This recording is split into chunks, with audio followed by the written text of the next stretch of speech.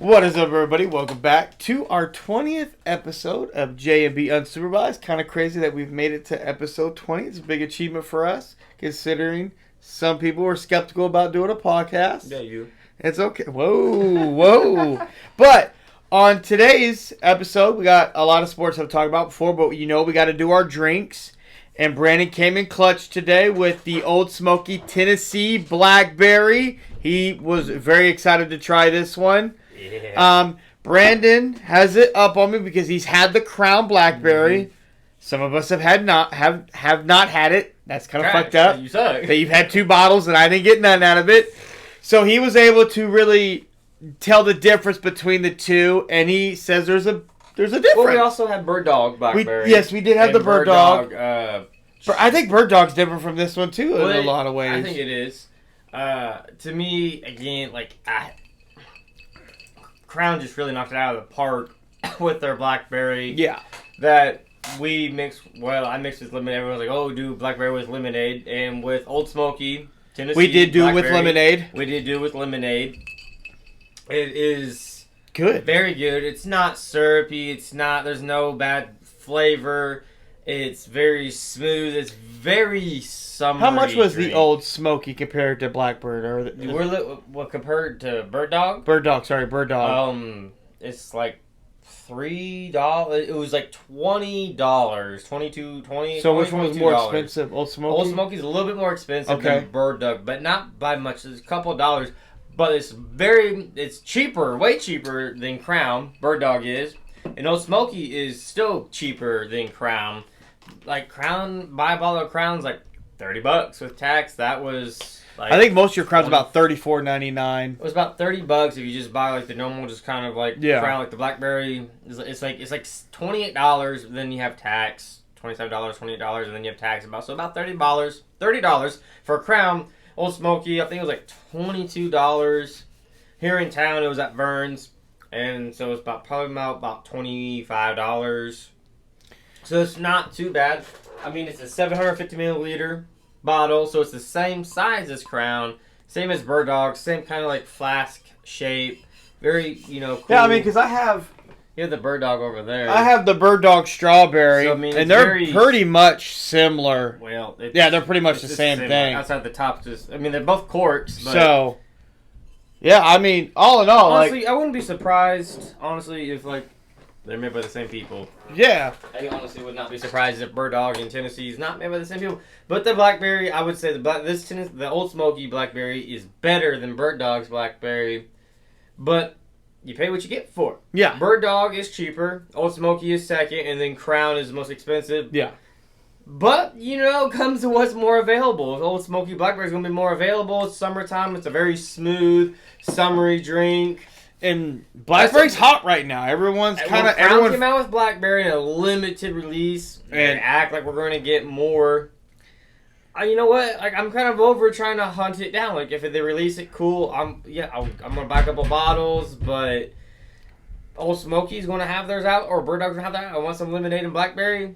That's where where you're gonna go. So, but he was also, when he was at the liquor store picking this up, he ran across something that I've never seen before, and he has not seen before either. Voodoo Ranger tea. Hard charge tea. It's cool looking. That's what caught my attention. It was just cool looking. So they have peach. Let's see, we got peach. You have lemon. We got peach right here. You're going to grab it. I'm going to start with this. We got the peach. They have Raz Pop. We got Raz Pop. Was Raz Pop is lemonade, like a rocket pop. And then the half and half. You got the half and half. Yep, the half and half. So half and half. We tried the lemonade one was the best one. Half and half basically is just the half tea. Half and half tastes like a good solid tea. No, the Raz this Pop was too much. It was too much. It was just kind of too syrupy. Syrupy, really. I mean, good flavor, but again, the branding on this, I tried the peach. If you like peach flavored tea, if you like twisted tea, peach, you will like Voodoo Ranger. If you like syrupy things, this is for you. But this, to me, just felt like it was too much mixed together. If you like Twisted Tea's Rocket Pop, you'll like that. Yeah. And I didn't like Twisted Tea's Rocket Pop. But the half and half was basically just tea. It was good. Just like basic tea. But the lemonade absolutely was the way to go. There you go, my guy. But yeah, he saw that, caught his eye. Like, I'd never seen it before. I've never seen it advertised. He's never seen it. Yeah, Voodoo Ranger made with real tea. Yes. And I just... How much was that? I think it was like about $18. That's actually not bad. For a 17% alcohol by volume and a 12-ounce can of 3 of each flavor, and there's 4 flavors. So a 12-pack. That's not bad. There it is again at Vern's. In town, obviously. You can call it just call it a liquor store. They got where you go there. Like I said, I had never seen that before, so that was pretty cool. The branding on that, obviously, it caught his eye, and we're always looking for new things to try. Like we said, hit us up, tell us something you want to try. We'll go try it. So Brandon, he tried all week to figure out what to mix this with, and it's single malt, and I had to educate myself.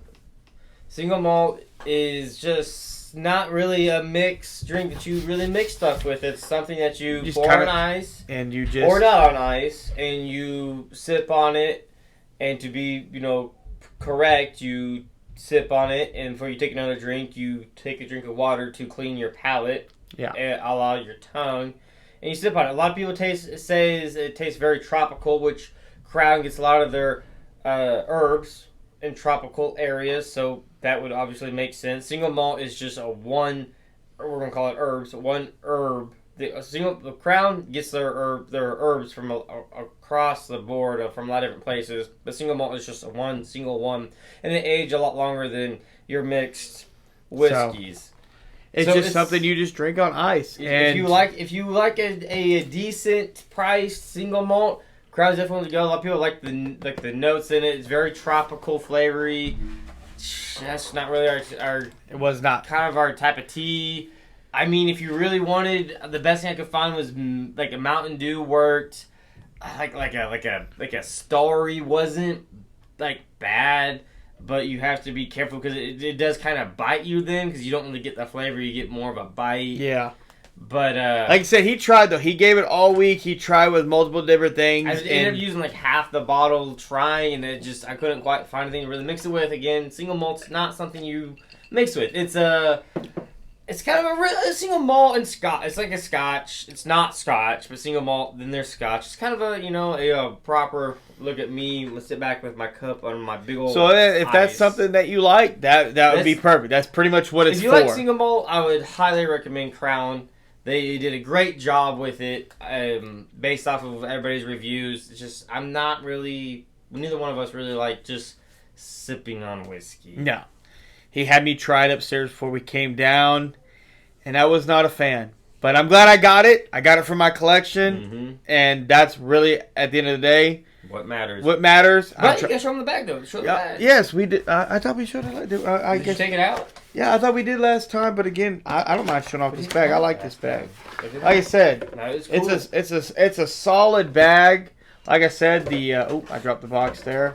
Like I said, it's a solid. I love the way it looks. It has the XO bottle, so they just like I said the bottle, but like I said, $34.99 is what I basically paid. Or no, $54.99 is what I paid. Sorry, no, you didn't. $54.99 is what I paid for it. It is a limited release type of thing again. So call your local liquor store. 45% alcohol volume for people that care. 750 milliliter bottle. Again, just funny. That's what that bottle looks like. But this is also 750 milliliters. Yeah, so you like you said, you pay for what you get for it. Everyone's budget's different, and like I said, we've kind of found these small, ones outside of Crown that have been really good. Bird Dog, Old Smoky, and we're going to continue to keep bringing those ones to you guys to help you because not everybody can afford to go get. Life is expensive. Yeah, and everybody deserves to have a nice little. Like I said, y'all understand when we get over back to his place. He's working on getting his setup done over at his place. We'll be filming permanently at his place here soon, and you'll see his collection, and you'll understand it's expensive out here, dog. Like he got some. He got some over at his place. That's gonna be like. damn. And I can't wait till we get to that part because we're good. That'll be an episode itself. So it's gonna be great. Different little segment for But switching over to the sports world, we're gonna go ahead and dive right into the WNBA right now. So the WNBA right now, the attendance is through the roof. Arenas are selling out. Yes, when Caitlin Clark is in town, they're bringing in probably an additional 10,000 fans. They doubled. They're doubling, but when Caitlin's not there, they're still doing a lot better than what they were. 10,000 without Clark. With Clark, it's about lower average it out and say about 20,000. So in other reasons, they move the games for Caitlin Clark when she's there. We said previously before, they're expanding. We got teams coming. Merchandise is selling. The women are getting brand deals. They're getting their shine right now. The rookie class is bringing it. I mean, Angel Reese, she's leading the league in offensive rebounds, steals, and all that. Cameron, she's the front runner right now for Rookie of the Year. Yes, Cameron Brink, she's leading the league in blocks. She's doing well. She's working on her game. She just knocked down her first three-pointer the other day. So she's doing really good. She's developing. And Caitlin is obviously, she's getting better with each and every game. It's an up and down slope, but you were the number one pick. Well, see, but it's a little bit different. Being a guard versus being a big is way different. It's easier to transition. If you're a big, it's easier to transition. That's why Angel, Cameron, and all them, they're Cameron, doing so. She's trying to broaden her game and step out the 3-point line. But it's different for a guard that somebody handles the ball. And it's hard to really dock Clark on her turnovers when you see a lot of, she's missing out on a lot of assists. Even at the rim, she'll hit her teammates and they just break it off the other side. And I'm like, I feel like I'd be able to finish right now, Caitlin Clark is 4th in assists at 6. She's 1st among rookies, but she's 4th in the league in assists. But like I said, the NBA is on the rise. The rookie class is doing great. She's brought so many more fans and Angel Reese in the class, not just Caitlin. I'm trying to give everybody their respect. It's not just Caitlin, but a lot of the fan bases came with Caitlin. Yeah. But it's bringing light on, people are seeing how great AJ Wilson is. I mean, she's literally 20-plus games of 25 points per game. And, everyone's getting to see how great these women are. But really, the big talk in the WNBA right now was the U.S. Women's Olympic team was just announced. 12 players were selected, and Caitlin Clark was left off the U.S. Olympic team. Mm-hmm. Was it a mistake to leave her off that team? The team was stacked. It was a very stacked team. Well, see, in my opinion, and talent-wise, probably not. Now there was some players the old Diana Taurasi. There's no reason for her to be even on there. And people leadership experience is like her 6th Olympics she's been on. Blow me, no, there was no reason she even made it over Caitlin Clark. In my opinion, skill set wise, Clark brings a lot more value than her. Just naming one, but outside of that, I don't think they were wrong on leaving her off. But if they really wanted to capitalize on the global side, on a global scale in the Olympics, they would have put her as the 12th person on the roster just because it would bring viewership to watch her. As you see, where she goes to arenas, when she travels. The team is trash. Her team, WNBA is trash. They're the bottom. They're the bottom tier, and they don't win games, but they sell out. They go on the road. They have to move the game to a bigger arena because of her. It's not because of any other rookies. Because of her, other people noticing these other women rookies and other players. She was on the Olympic team on a broad scale. She's also helping those players get more nights. That's what would have been It wouldn't have been about her being 12. She wouldn't have even seen the court. The woman, she might have got maybe 3-4 minutes. In junk time when they're blowing somebody out. But it would have given the stars of the stars the spotlight because of her. I would have used her. If that was me, I would have put her on the 12th minute. I don't care. I would have used her. To me, it would have been really great to have her on because you're around such great talent on the women's side all you do is just soak that up. Well, like, yes, for her that would have been good, but also she's going to develop, and that's why it's a little bit different. Like for the women, it was a miss. For the WNBA, it was a huge miss, and for USA, it was a huge miss.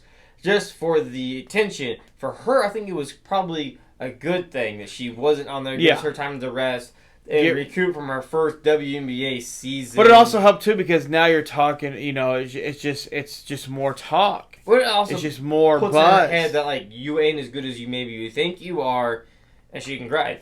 But she did get an offer from Canada. Yeah, she is a dual citizen, which I thought was crazy when you shared that to me. I'm like. We literally were at the gym this morning. I'm like, man, could you imagine if she goes and plays for Canada and like she just happens to go crazy, or if Team Canada was to beat USA with her on it? Like, what would that do in the sports world just in general? But I personally don't think she's gonna do it. I didn't mean either. I think she's gonna take her off season. She's gonna get better, and I think in her sophomore season. She's going to come back with a vengeance. I mean, obviously, the Indiana Fever have a lot of work to do. Well, they're going to get a top 5 prospect for sure out of college. So, and it's going to help. I mean, they're going to have potentially... Do you think they need... I mean, I don't know who the head coach is by any margin of the Fever, but I would assume she's probably not going to be the coach going into next season. I don't know. We'll have to see. I mean, I don't know. We'll see what happens with them. But, I mean, a lot of eyes will be on them because of Caitlin Clark. And, I mean, they're going to add talent. I mean, you have to add talent. Yeah. They're going to get a top talent out of the draft next year because they're just... They're bottom. They're bottom tier. I mean, they're bottom 3 in the league. I mean, they have Aaliyah Boston, who is phenomenal. She's still improving in her second year. Better. In her second year, like you said, in her second year. In her second year. Then you have Caitlin, who's in her first year, and then not knowing who they're going to get next year. I mean, could you imagine if they get like Paige from UConn coming there to team up with Caitlin and Italy? I mean, that would be insane too. Granted, who knows what they'll get and who knows how it's going to go because the expansion teams, who's going to get the first overall pick, how that all is going to work. We'll have to wait and see. But nevertheless, the WNBA is on the rise, and we're here for it. I mean, they're talking about it in the NBA Finals. Speaking of the NBA Finals, has not gone how we thought it was going to go. Boston's up 3-0. Yep. Game 4 is tonight, and I hope it's not a sweep. I hopefully. That's just because you don't want to be left with baseball. You don't want to be left with baseball. I mean, I'm gonna give a buck. Me neither. Like I don't want. I'm sorry. I mean, our Kansas City Royals, they're doing really great this year, but damn, I don't want to be left with baseball. So obviously, I'm not ready. Yeah, no, I'm not ready for that. Obviously, Game 4 is tonight, like we said, but in Game 3, Boston won 106-99 for the Mavs, and again, Luka fouled out for the first time ever in the postseason. Luka fouled out with about 4 minutes and 12 seconds to go. As they're on a 22 to like 7 or 9 run. Down 3, they foul him out. Now he had... I'm going to keep it a buck. There were questionable foul calls, especially the foul that fouled him out. I don't agree with because as Luka is standing his ground, Jalen goes into him, hits him with a forearm server that was hard enough to knock him down and send Jaylen Brown to the other side of the court. So I just don't know how that's a defensive foul. And Brian, at the end of the game, said that Luka's costing his team because he's complaining to the officials. He's complaining to the officials and stuff like that. And I'm like, if the officials are picking on Luka and you're making calls based off how he's talking to you, treating you, you need to be fired as the officials.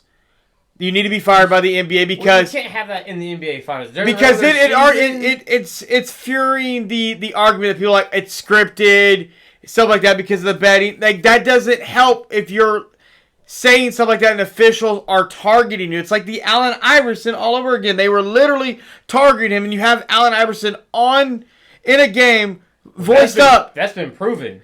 Hey, are you guys done doing this yet? And they're like, we don't know what you're talking about. He's like, yeah, okay. And they did it for like 10 games. if you are doing, I'm not saying they're doing stuff like that because what Allen Iverson did in that time was a little bit different, but look, everyone barks at the ref, and you can't just pick on a certain player. Nobody barked more at refs than LeBron James.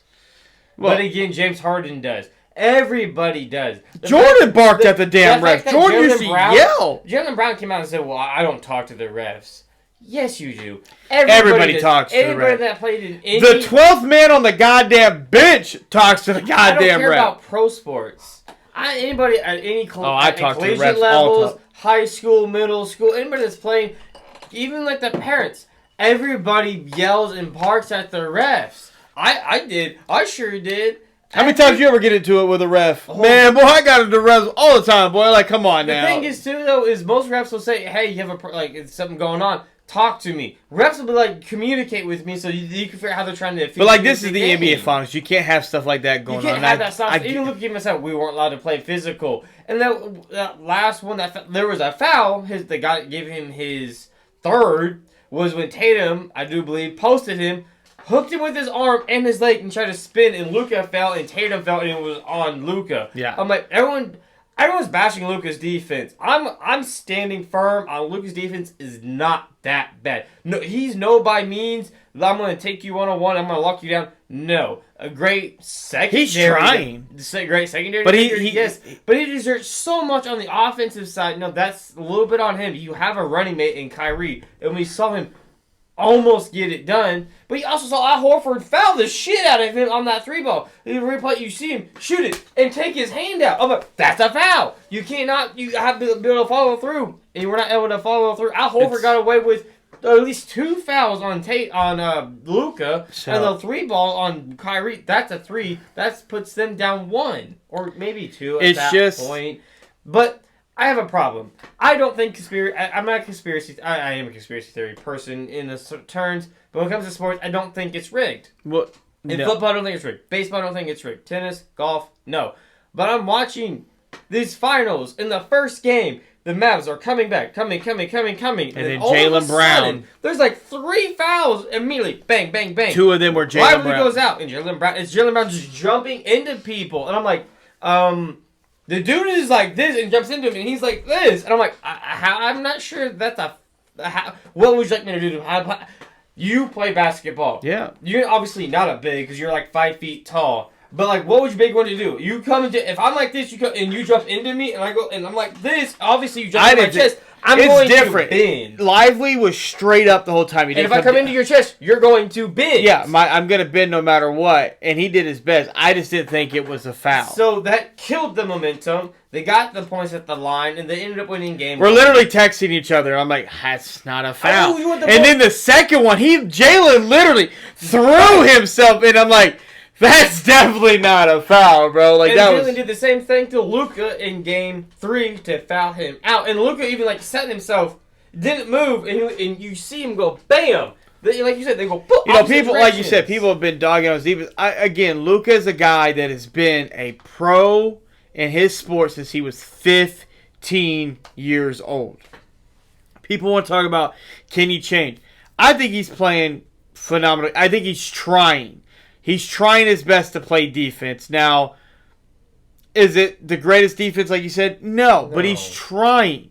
Like, people forget, Curry can't play defense either. Curry used to get torched all the time on defense. They do his best to hide it. But Luka's at least a bigger body. He's trying. But see, that's my thing. It's the same thing with Tatum. Tatum's not a great defender. They hide Tatum on defense. They put him in the corner. They put him on guys. He's not a one-on-one. The rookie, Lively, cooked him. No, actually, I'm wrong. It wasn't the rookie. But they posted him in Game 3 2 or 3 times straight times. Got a bucket on Tatum. I don't know why they went away from it, but they posted him 3 times straight possessions and scored. But talking about Curry, LeBron would literally call and get that matchup on Curry. People literally seek Curry out because he's small. He's not a great defender. The Mavs do hide Luka, but Luka's a great off-ball defender. He gets steals. He's in those passing lanes. He's trying. I think he's trying. I think the people that think, is he getting blown by a lot? Yeah, cool. But even when he's getting blown by, it's not like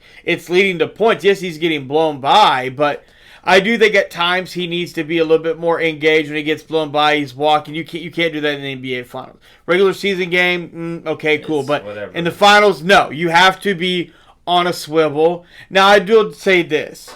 If the series does end today and whatnot, Luka's got a lot he can learn from. One, I do think he needs to lose a little bit more weight. He needs to get back in better shape.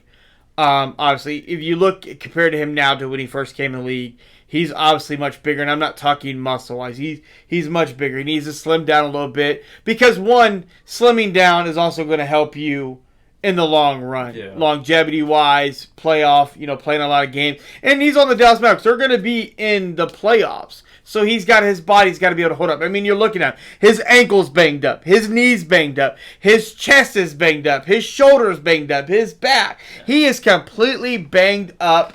And he's going to have to understand, yes, he gets a lot of assists, but he's still got to be able to trust his teammates at the same time. That was something that Jordan had to understand. That Phil had to literally look at Jordan. Please trust your damn teammates. You can't go out there and just drop 35 and expect to win the game. You have to trust your teammates. Well, it's hard to play on both ends. Like, he's exerting himself tremendously on offense. So you have to pick and choose on what side of the ball you're going to, catch a breather. Yeah. And when they're switching and they're rolling and they're putting you on ball, you have to pick and choose. If they're consistently defensively putting you on ball, then offensively he's going to have to catch that breather, which is where you have your running mate in Kyrie, who went vintage. He rolled the clock back about 5 years to Cleveland. Kyrie, and he almost did it. Jaylen Brown literally said he had a vintage performance. It just wasn't enough. Go play, big guy. Just wasn't quite enough. But I also think if the Mavs want to extend the series, we need vintage Kyrie. Kyrie needs to be more aggressive, more assertive. He was on fire. In game 3, he was 13 of 20. He was 13 of 28. He was 4-6 from 3. 4-6 from 3. He had 35 points. It was the vintage. Kyrie came out hot. We thought, me and him talked about it, we both thought Kyrie was going to come out and he was going to do Kyrie things at home. Luka had a bad game. Luka was 11 of 27, 1 of 7 from 3, 27 points. His three ball wasn't falling. That's a big thing for Luka, but he was getting in that mid-range. He was getting that little kind of step back he has, and it was falling in the mid-range. His three ball just wasn't falling, but to me, it's the fouls. And people are dogging on his defense for Luka, but today, for me, for you, I don't think do you think the Mavs extend the series? Yes, I think the Mavs are going to get a game. You think they get at least one? Scott Foster's on the way.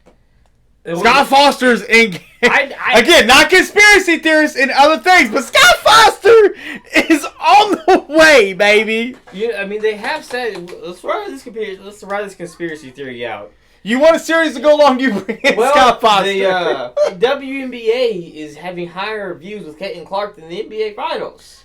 The How finals do you get more views in the NBA? This finals has been pretty boring. If you start expanding it 5, 6, 7 games to get your viewership up, because it goes 7, all of a sudden no team has ever came back from 3-0. All of a sudden we're in game 7.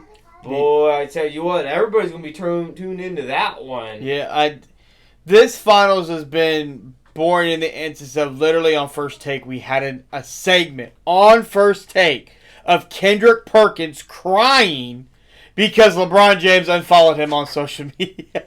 We literally, that's why he got up and walked away. That's how boring the NBA Finals has been. And it's not because of the teams. It's just, it has not been exciting.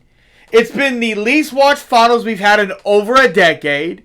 We're talking about Kendrick Perkins unhappy because he's being unfollowed on social media. Now, it's been great for the WNBA because they have gotten a lot more exposure to this in their own right. But, yeah, hopefully they extend the series. I think Dallas will extend it, and it won't end because I don't want to be left with what baseball. We have baseball and hockey. And hockey's Hockey's almost over too. So the last time that the NBA Finals and the NHL were both sweeps in the same, so I say it was 1995. That's how long it's been. That's the year I was born. I was 2. Oh, bro! Fuck you! God, damn. So, but hopefully they extend it. They're gonna need a vintage performance from Kyrie again. Luka's got to be better. The role players got to be on top. PJ Washington to me as a step. I guess the bigger question would be for Boston: does Kristaps Porzingis play? No, he didn't play in Game 3. Absolutely, I don't even care if he kind of, maybe, sort of, can't get out there. I don't need you. Sit and stay. I'm up 3-0. I don't need you. If we lose Game 4, I don't need you Game 5. I lose Game 5, I don't need you Game 6. I save him for Game 7. I'm like, rest. If it comes to a Game 7, then I pull the dude with, I don't know, the rarest of rarest. Like, there's been 34 injuries of the injury that he has. Yeah, it's then rare. I pull him off the bench and be like, give me what you got. If you blow it out, you blow it out. But if we win, at least you got a ring. He's already, and he's been paid. The Celtics paid him. Yeah, so he's good. But speaking of the Boston Celtics, say the series does end, and well, let's just say the Celtics win in 5. Let's get the Mavs this one. Say the Celtics win in 5, so we go home for Game 5 and they take care of it. Yeah.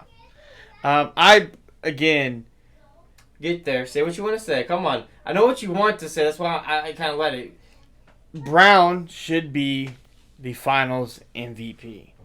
And I'm saying that because every instance in every game that we've had, Brown has been at either 1 or 2 in each game. Tatum has not played well. Even in Game 3, Tatum shot 26 shots. And of those 26 shots, how many of them were three-pointers? He shot 13 threes and made 4. And people are talking about Tatum for Finals MVP. Are you stupid? What brand of basketball are you watching out there for you to think that Jason Tatum deserves to be Finals MVP? I generally need the people, the masses, to let me know why Jason Tatum is Finals MVP. Jaylen Brown has played his ass off offensively and defensively. Taking on the best matchups, getting back, scoring, shooting at a high percentage, at least 52. I think he's shooting 52% basically from the field. Tatum's shooting like 35%. Tatum is the worst field goal percentage in Finals NBA history. He's number 1 at like 35%. All right? He's terrible. Mm-hmm. He's not built for these moments, is what it's looking like. Everyone, I don't understand the commentators are like choking him down. I'm like, well, what is he doing that's been so great? Oh, he's assisting. Oh, he's rebounding. You do realize he's at the 4 spot, right? When they put out the starting lineup, if you look at the lineup, Al Horford or Porzingis, you literally see, and then it's Tatum. He's 4, so that's his job to get rebounds. And yes, so people are coming at him, and so he's assisting. And people are making the shots, or they're making the bucket. I wouldn't have a problem with Tatum, but he's taking 2. But this is my problem. Shots. I wouldn't have a problem with Tatum, but he goes on the podium and he talks about, I'm not forcing my shot. I'm happy for it. But you look at all his games. Game 1, 16 shots, had the most shots. Mm-hmm. Game 2 had the most shots. Oh, would you look at that? Game 3 had the most shots. What do you mean you're not forcing your shot? Had the most shots. And was not the leading scorer. Game 1 leading scorer was Porzingis. Game 2, Holiday. Game 3, he was the leading scorer by 1 point. It was Brown. No, Brown had 30 points. Tatum had 31. Oh, by 1 point. It was 1 point. He was the lead. But again, get Brown a couple more. Brown shot 54% from the field. Well, how many shots? Brown was 12 of 22. And who found out Luka? Brown. It wasn't a foul. It was a foul on Brown, not Luka. But Brown fouled out Luka. But Tatum again. You go on the podium. You say you're not forcing your shot. You're just doing it in rhythm, dude. In 3 games I've watched you force your shot. I've watched it. He's literally attacking and forcing up shots. Now it's in spurts. It's not like consistently, but it's not falling for him. And it's unfortunate, but people got to stop. The masses got to stop branding Tatum as somebody that he's not.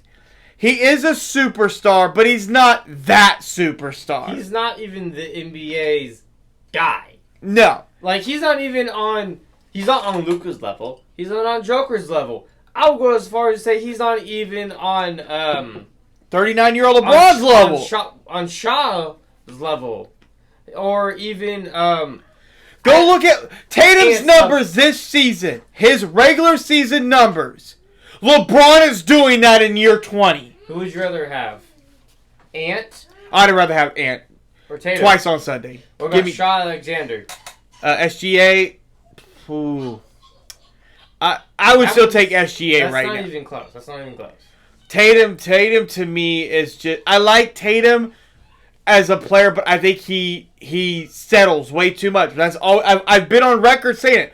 On here, in person, on TikTok, yep. I say Tatum settles way too much. Bro, you're not Curry. No. Get in the paint and post up. You have the ability, but he don't do it. And it's annoying. He's like... I almost said Ben Simmons. That's not quite right. No, you're good. But he's just a guy that's like, he has an open look. He's going to take the three versus putting it on the floor and driving to the paint. Get to the paint, and you're either going to get a bucket or you're going to get a foul. It's like LeBron. LeBron is more than times not going to drive, get the foul, or he's going to get the bucket in the foul. You don't always have to take the three ball, even if it's open. Doesn't mean you have to take it. Well, how about you reset the offense? Maybe you get the screen, set up a matchup, so you can attack. I have to ask you this though. What? The odds are still that Tatum gets the Finals MVP. That is if the Celtics win the series, yes, today or in Game 5 or whatever, it's looking like and Tatum gets Finals MVP. Thoughts? Like, how are you going to feel about it? I need, again, like... Do you think it would be a publicity... The voters need exposed. I need to know what... the voters that vote for the NFL, I need you all got to be exposed. Because it should have been Christian McCaffrey. The voters that vote in the NBA for Defensive Player of the Year, you all got to be exposed. I need to know from 1 through 1,000, I don't know how many voters, 30... How many voters there is? You all need to be exposed, and I need to know your criteria because what is the criteria? What is the criteria? I think I have more criteria to vote than you do. You'll vote wrong. I need to know the criteria to be a voter, to vote. Anthony Davis wasn't even top 3. He was better than Rudy Gobert and Anthony Davis in the Defensive Player of the Year candidacy. He was the closest thing to Victor Wembanyama, but he was better than Bam and Rudy Gobert. AD was. Yeah. He was on the level of Victor Wembanyama. But Victor Wembanyama should have won Rookie of the Year and Defensive Player of the Year. But again, like I've said preview, it's kind of a team award. Same way the MVP is a team award. You don't have to be the best team, but you just got to be able to make the playoffs. Yeah. That's a different debate. We've had it, been there, but we can touch on it later. If Tatum wins it, that's why Do you think it would be a stunt to? Do you think they'd give it to him to prove a point that he's just to be like, all right, he is the best guy on the Celtics? I get, like, you know what I mean? You get what I'm saying? Like, it would just be like, the Eastern Conference Finals to Brown, which I was shocked, and it was a 5-4 split, and I'm like looking at it, I'm like, where the and I thought Brown should. I didn't know who the 4 voters that voted for Tatum was. I'm like, 2 votes. Brown was literally the reason, like dude. I was hilariously confused. I think maybe to me personally, Drew Holiday deserved more votes in the Eastern Conference Finals, locking down Halliburton in multiple big games and big possessions. I mean, literally, Brown literally stepped up and said, "Give me Pascal Siakam," and shut that matchup down. Yeah, in game 2 or game 3, it was. Pascal Siakam was going off, and Brown was came out of timeout or halftime. I think it was a timeout, and said, "I'll take that matchup." And they literally reported it because that's what the day age we're in, and slowed him down. And the Celtics won. He didn't stop him, but he slowed him down. And there's a height difference, but slowed him down. Whereas Tatum was sitting in the fucking corner. So Brown won the Eastern. Brown's been to me is the better is. It's tough. Brown's not better than Tatum. So Mike Greenberg said on Get Up that Tatum and Brown are both Batman. Neither one of them are Robin. Both of them are Robin. No, neither one is a Batman. Okay, both of them are Batman. Nobody's Superman. Nobody's Iron Man. Nobody's like him. Like that's like it's always kind of been a debate, but Brown. To me, I think Brown is really in this run. He has surpassed Tatum. Brown has developed that it factor, that clutch. Well, think about it. Last year, he got a lot of criticism. Brown did. Couldn't go left. Couldn't dribble with the left. He still really can't. But he's a lot better than he was. Like he took the criticism on the chin, and he came back this year and went on a tear. And in these playoffs, he's really showed it in each playoff series. Especially in the final two series against the Pacers and in the NBA Finals. I mean, I still don't think really Brown's really developed much of that left side that you're talking about. To me, Brown has been involved in the big moments, whether it's been defense or offense or just fouls, drawing fouls, which he's getting the calls. The foul calls. And Tatum's at the end of the day, whether you agree with it or not, he's getting the calls. And at the end of the day, that's what it is. But, again, do you think the series is over today? I know. I think the Celtics, they relax a little bit and they drop. It's a gentleman's sweep. Fair enough. It goes 5. Yeah. You? I think Dallas wins tonight, and then they'll go back to Boston, and they'll probably close it out in Boston. I just kind of think I think the Mavs kind of it's just unfortunate because this is not how I thought the series was going to go. I originally picked Dallas to win in 6. I'm still taking Dallas in 7. I mean, I'm going to ride the horse till it dies. Like again, you just don't want to be stuck with baseball either. I really don't because I mean, football's close. Football's fucking close. God damn it.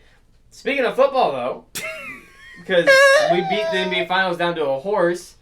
The Kansas City Chiefs, got their Super Bowl ring. They got their Super Bowl rings last night. Got his 3rd ring. Travis Kelce and Chris Jones and company got their 3rd. But apparently, according to my guy, there was a mess up on the ring. On the inside of the ring, they have it. Each team that they beat and what seed they were. They listed the Miami Dolphins as the 7th seed and they were the 6th seed. So be curious to see what they do about that. I would assume you take the rings back and they have to make a whole new set, or it's just going to be a little bit of a mess up on that. What? The Dolphins were the 6th seed. They were a 6th seed, not a 7th seed. They have it on the ring. They have it listed as 7. Yeah, they have them listed as 7. Okay. Yeah, on the ring they have them listed as the 7th seed, and Miami was the 6th seed. I was gonna say, I'm like, the Chiefs were the 3rd seed, so they would have gotten the 6th seed. That was literally a hiccup on the ring. But outside of that, the ring was flawless, and I really loved the Tom and Jerry when you opened it up. Literally has the play Tom and Jerry. It looked good, and I'm happy for my Kansas City Chiefs, as you see. That we're world champs, baby. We're back-to-back champs. Back-to-back, baby. And we're trying to go for the 3-peat. I'm not going to say we're going to get the 3-peat. Mahomes even came out and said, not done. Yeah, not done. I mean, we are the team you have to go through. I mean, but can we just stop and then, Chiefs fans, bite me. But can we just sit back and really think about it? Man, we've been to 4 Super Bowls with Patrick Mahomes and Andy Reid. We've won 3 of them. We're back-to-back champs. Can we just sit and just relish it for a minute? And again, just sit there and let's just. No, for Chiefs fans in general, for real Chiefs fans, for the real Chiefs fans, not the bandwagons. Just sit and just enjoy and just kind of bask and be like, wow, we are back-to-back. We have 3. I'm gonna be real with you. We watched the Super Bowl at his house. We did. I've been a Chiefs fan my whole life.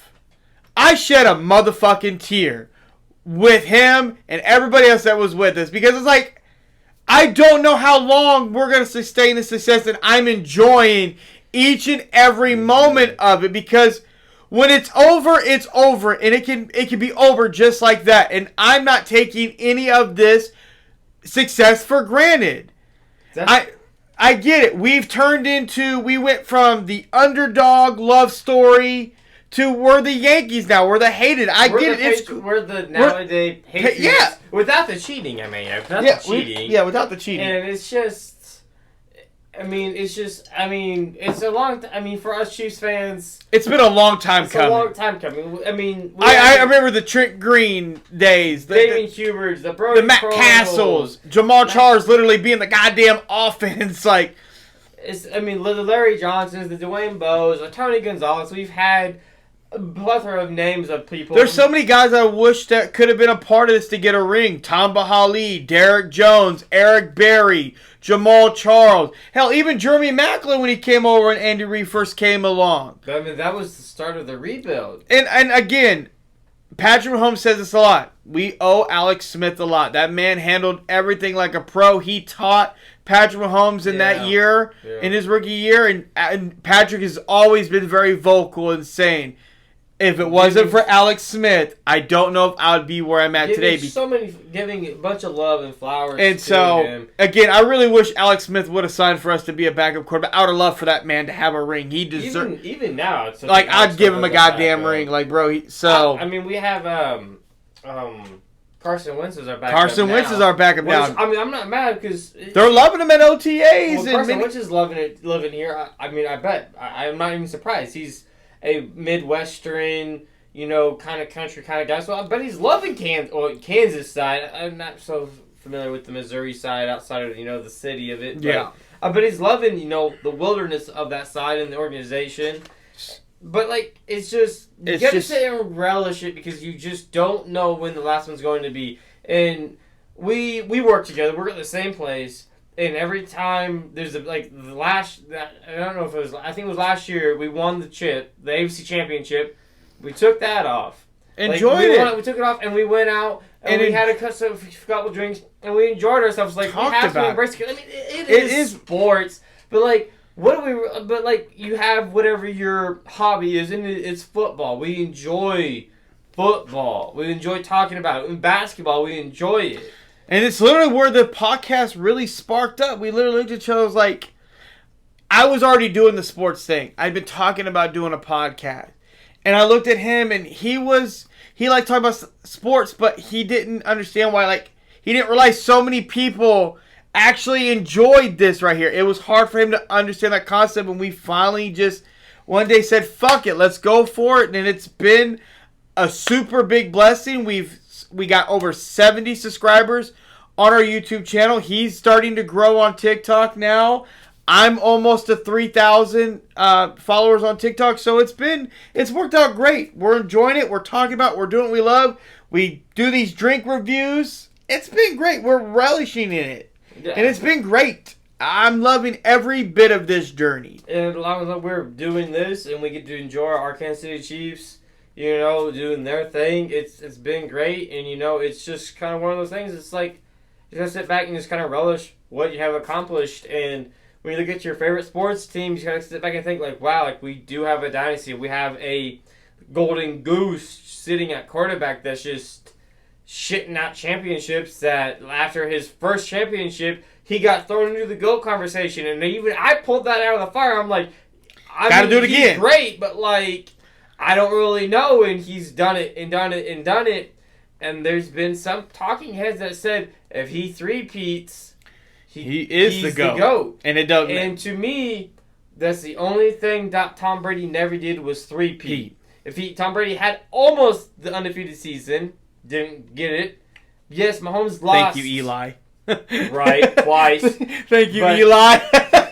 But he did lose to Brady. But that game, if you're any of a sports watcher, that game was lopsided to begin with, and it wasn't even close to fair. We had our offensive linemen we might as well have been blocking for him. We could have done a better job at blocking. I just would have held the motherfucker. I just would have dragged him down. There were so many over and held on to him. Tampa Bay was just a well-oiled machine in that one. They were primed and ready for it, and technically it was home field advantage. It was. They were home. It was at home during COVID. It was a COVID season. So he lost to Brady, but Brady never did. But every sports, it kind of, to me, cancels that out. So that takes away that argument in my mind in that GOAT conversation. Yeah.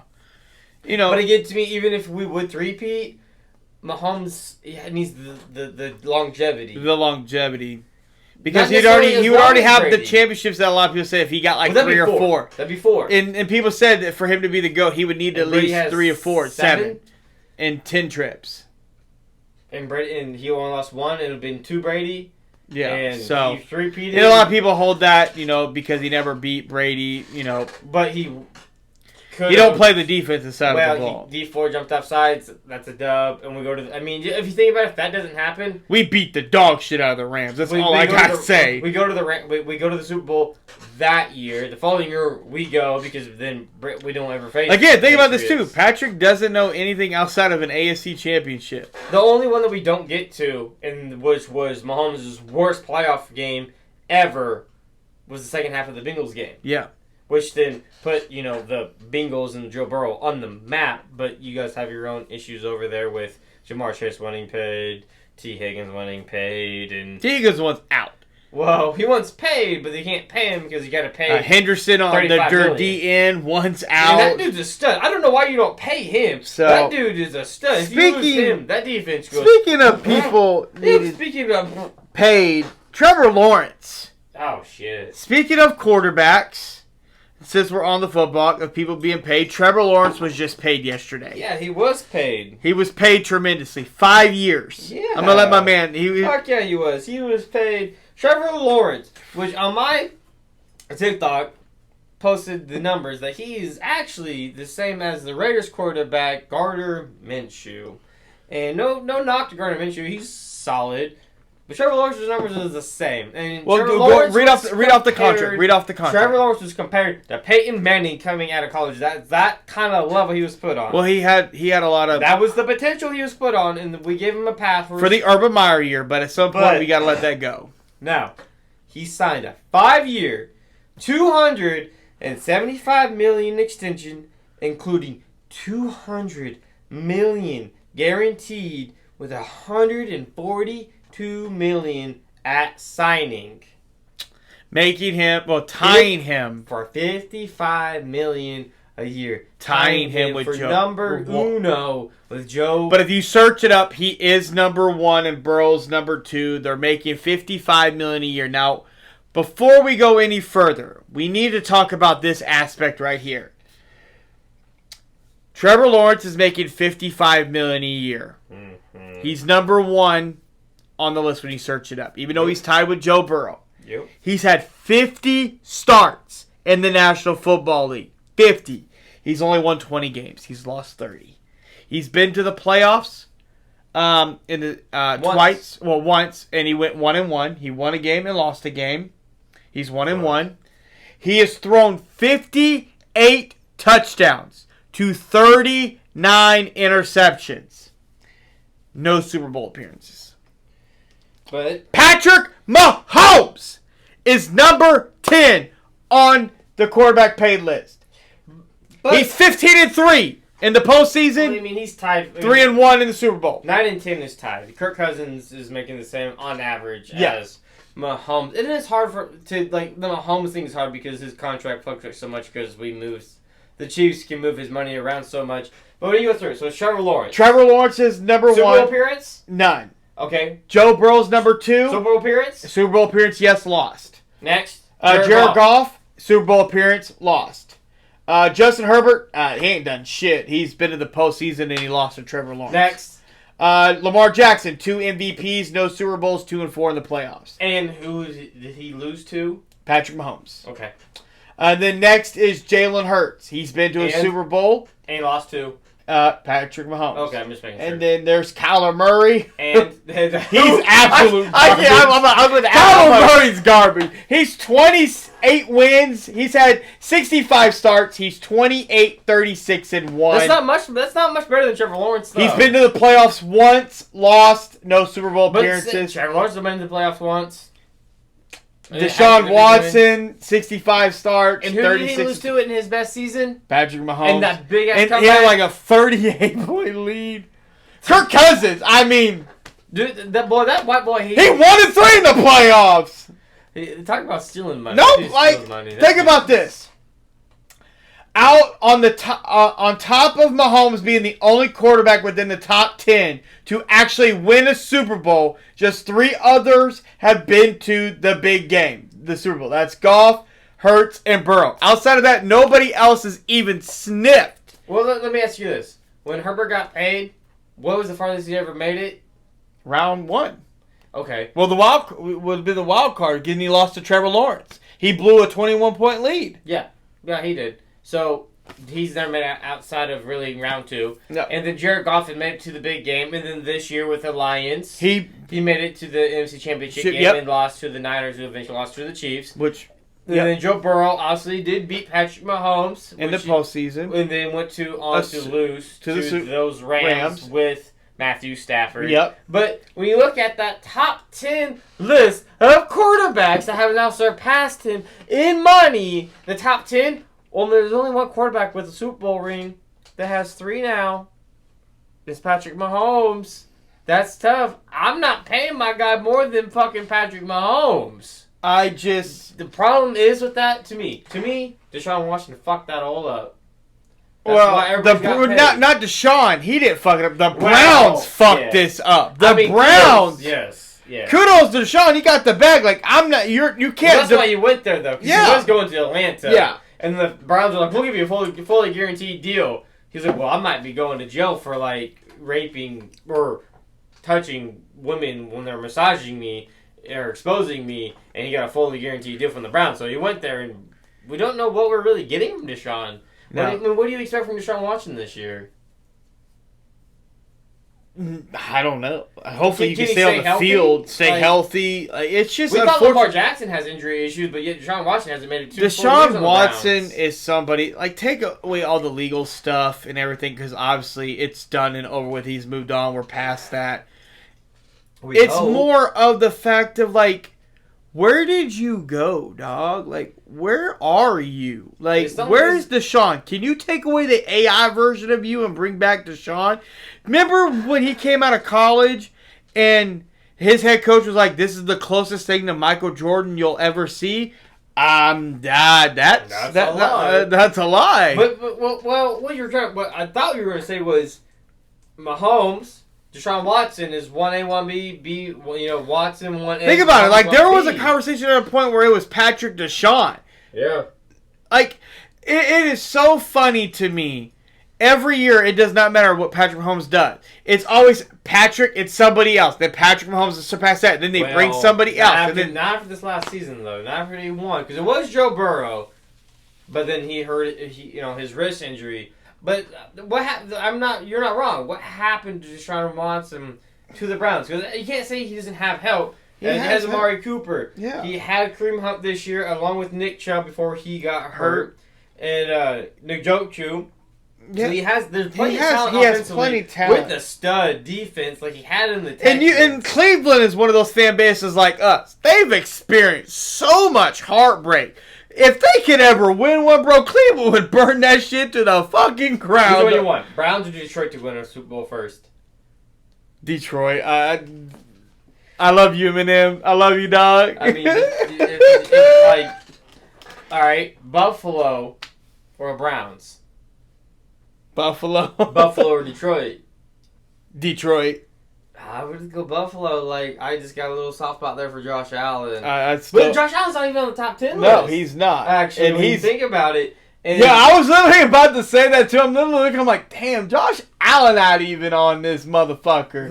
Of the quarterbacks that are really on this list of the highest paid, Trevor Lawrence doesn't deserve to be there. No. Justin Herbert doesn't deserve to be there. No. Kyler Murray doesn't deserve to be there. Deshaun Watson and Kirk Cousins. I don't think those 5 deserve to be there. I think you can move to Watson if he can stay healthy. And in the top 10 paid of QBs, everybody you said outside of Watson, I would agree with. That's I could. I just all those guys outside, like, there's Aaron Rodgers isn't even up there. I mean, I get he's older, but. Aaron Rodgers resets the market and they got, let's just do some pass. So we're speaking of the quarterback market right now, right? Yes. Trevor Lawrence is tied with Joe Burrow, however you want to. I mean, it's 55, for the 55, right? On average, yeah. There's 2 dudes out here that want to be paid. Tua. You get Tua and Dak. Dak. What the are we going to see a $60 million fucking quarterback? Gonna put a bet on it? No, not that one, because the quarterback market is ridiculous. I'm not getting involved in this one. But, like... So you don't want to put a bet on it? Fuck no! No, I don't. So, and I don't see a $60 million quarterback. Patrick Mahomes deserves $100 million at this motherfucking point. Dude, been to 4 Super Bowls, 3? He had. Well, he's. Granted, Patrick Mahomes doesn't care about the money he makes in the National Football League because he makes so much outside of the league, and he understands that he. See, but that's a good argument. I like it. But it is a good argument. No, he signed a 10-year deal, so he knew he was set for 10 years. And but you can't tell me when Patrick Mahomes signed that deal, he didn't look at what he had. Granted, that was before Tyreek was moved and everything. And he didn't see, like, man, we got something special. No, these other guys are getting paid. No, this 10-year deal is betting on yourself, though, too. It is, obviously, yes. A lot of it, you can't, because it was $500 million in that 10-year deal, and it was the richest. $500,000. What the fuck did I say? $500 million. Oh, God, damn. They fucking buried that motherfucker then. God. You said $500 million. Like, no, $500,000. Yeah, half a bill.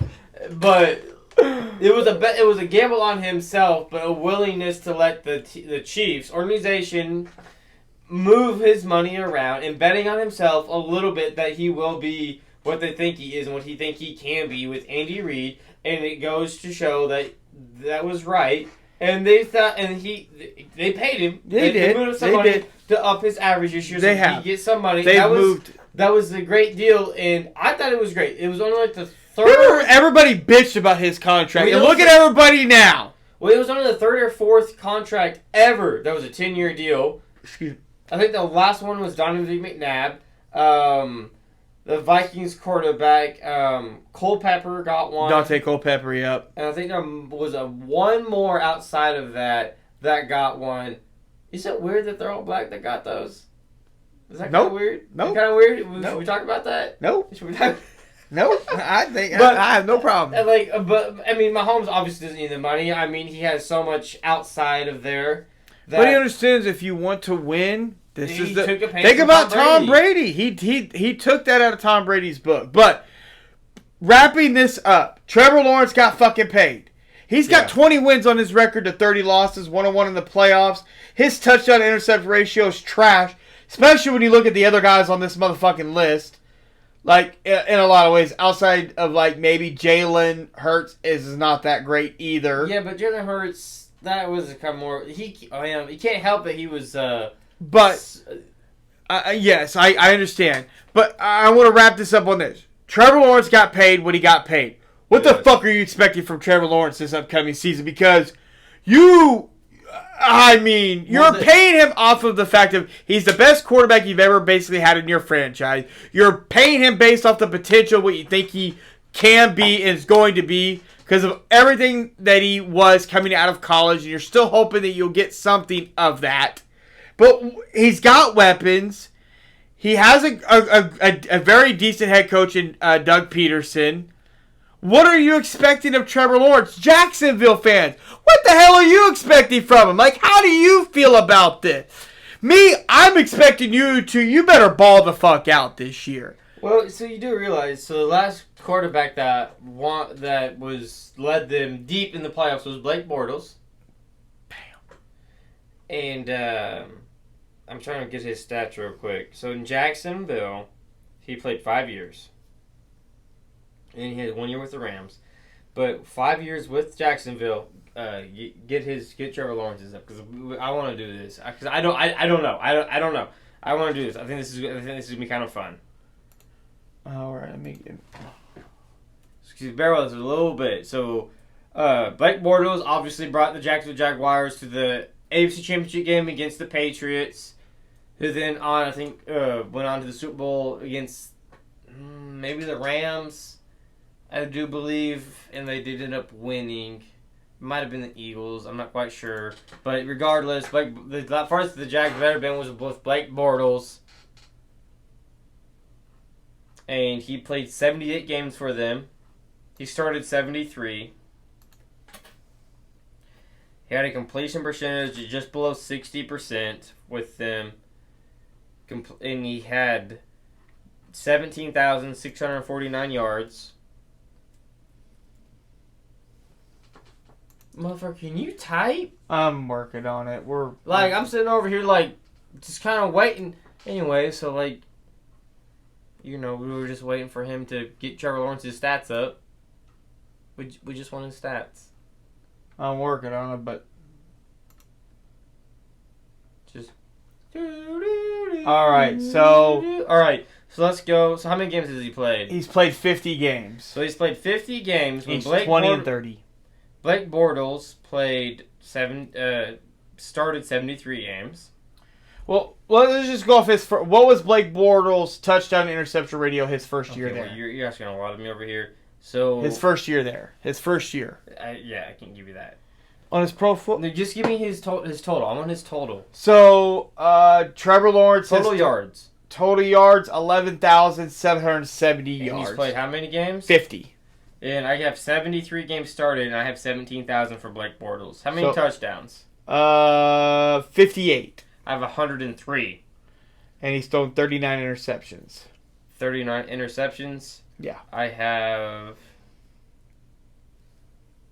Okay, well, I guess I don't have his interceptions, 75. What was his... Do you have his interception ratio? No, I do not. I mean, he's...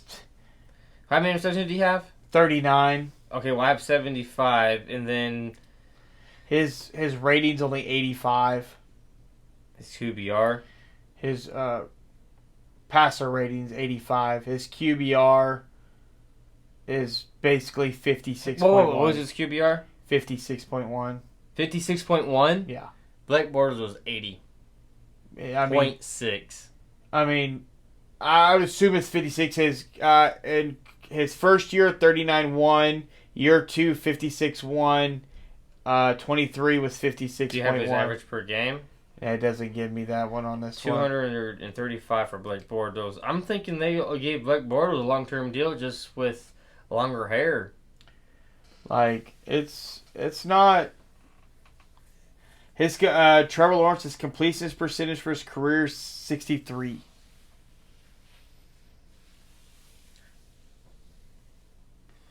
It's not big. That's not great. Oh, completion percentage? What was it? 63. 59.3 for Blake Bortles. But like you said, so 60% you literally for Blake did Bortles a video. You did a video on your TikTok comparing him to Gardner Minshew, and it was damn near the same. So I'm like, I'm not understanding what they traded for Mac Jones. What made you think you needed to pay the guy? Well, it's the definition of you waited too long. The Bears literally moved off of what you and I both think, and Justin Fields. Yep. To now that's sitting on the Steelers, learning behind Russell Wilson. Yep. And Mike Tomlin. Moved on in for Caleb Williams, and I think everybody outside of Caleb Williams' fan club thinks that Justin Fields is better. Yeah. Coming out and now. Well, and now he's with the Steelers, which I think is a godsend for Justin Fields getting out of the Bears. And Caleb Williams, you get to be with Mike Tomlin. We said on the podcast that Caleb Williams came into the best possible situation ever for a rookie, but Keenan Allen, he looked a little pissy with some of those throws. Yeah, so with those again, the Bears are going to be on Hard Knocks, and I think I feel for the Bear fans because you're going to get to see how Caleb Williams reacts, how his teammate reacts to a lot of things. Sometimes being featured on that show is not the greatest thing in the world, but especially with all the criticism that has been around Caleb Williams with how he handles his teammates, how his teammates in college feel about him, that he was Hollywood-esque. But you're in Chicago. That's not Hollywood. That's blue collar. That we'll get to that one hopefully next week. But a little bit later. A little bit later. But yes, again, back to my original question. Trevor Lawrence is paid. Yes. He's the highest paid player, basically, because he's ranked number one. What are you expecting from Trevor Lawrence this season? You got to be expecting nothing less than a division win and a playoff win. They got to. Calvin Ridley left, but Yeah, he did leave. He went to Tennessee. You're right. Tennessee. You're right. And I expect nothing less. And honestly, Eastern Conference Finals. You can't pay your quarterback $55 million a year and not. Well, he's in the AFC. Yeah. You said Eastern Conference Finals. NBA bullshit. Well, I'm not wrong. The Chiefs are in the East. So again, he's got to be. He's got to be. Fuck you. I was close. At least it has to be almost the AFC Championship game. If it's not the AFC Championship game, you messed up. If I'm a Jags fan, I'm mad. I'm mad that he got paid that. I'm mad that they paid him in general. I don't like the deal because you're paying him off something you think he's going to be, and he hasn't showed you. Hoping that he can be. He hasn't showed you any of that. And sure, he was a little banged up last year. His best year was in 22. He was 25 touchdowns, 8 interceptions. What was his stats this year? This year he completed 370 passes, and he attempted 564, completed 65.6%. He threw for just a little over 4,000 yards, 4,016. He averaged 7.1. He had 21 touchdowns to 14 interceptions. Damn. He was sacked 35 times. His RTG, stands for his passer rating, was 88.5, and his QBR was 56.1. That's bottom. I'm just... Man, I wish I was him getting paid. Shit, I could do that. I think, damn. I have a lot of expectations for Trevor Lawrence. When you compare those, like you've already said, Gardner Minshew has the same kind of numbers, and he's a traveling backup / kind of starter. Jacksonville, I feel like, again, did a Cleveland. They fucked up because now Dak and Tua are probably looking at that like, we better than that bullshit. I don't think the Jags fucked up. I'm not mad that the Jags gave him a deal.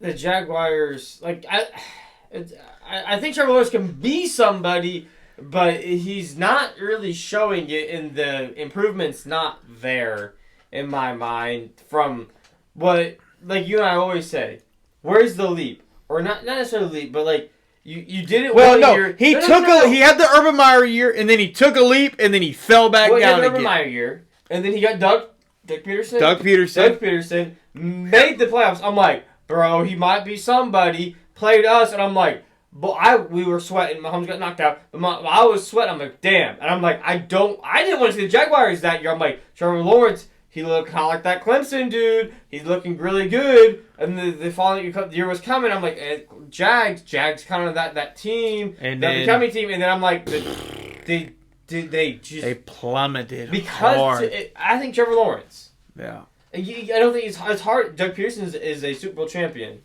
It's hard to put it on him. Jacksonville fans, I know your drink's empty. Go pour another one because I'm not feeling it for you, my guys. But. Yeah, we'll have to tune in. We're going to talk about this more. More football. It's coming. So we get to football season. Subscribe. Hit us up for more drinks to try. We're going to keep bringing more drinks to you guys. We are going to be starting a Facebook page for the podcast to post our drinks on there, how we make them, and stuff like that. So we'll keep you posted on that. Have a great weekend.